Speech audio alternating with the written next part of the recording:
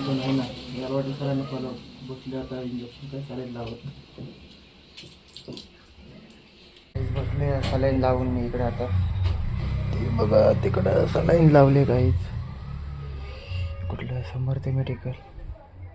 saline लावले काहीच बघू संपल्यावरती निघूया मग घरी आपण हे बघा इथनं गेले काही सलाईन तिथपर्यंत आजारी पडले काही भरपूर फायनली काही संपायला आलेली आपली सलाईनची बॉटल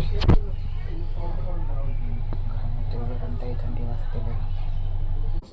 गाईज आहे बघा अजून एक बॉटल लावली आहे सलाईनची आता मोठीवाली लावली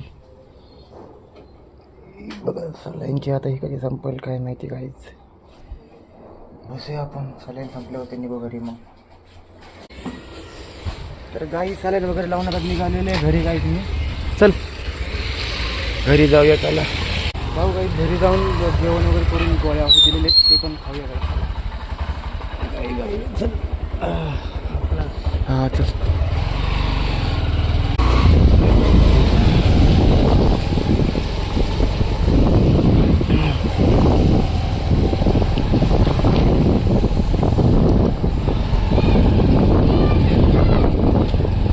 थंडी बिंडी भरपूर वाटते ना मला आणि काही तब्येत तर यार भरपूर खराब झालेली आहे माझी बागली तिकडे तब्येत काही तुम्ही बघू शकता यार इंजेक्शन मध्ये काही सलाईन लावले चला आता जाऊ घरी आपण आरामात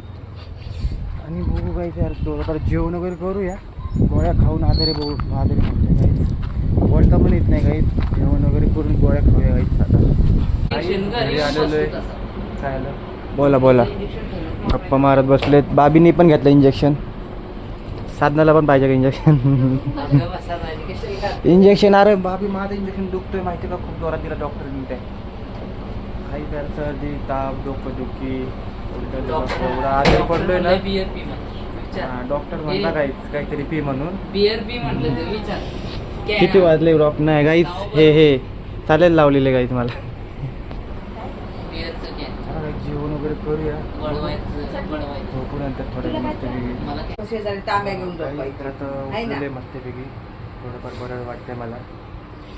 इकडं मम्मी बसले शिलाई शिवत पॅन्ट शिवते बाबीची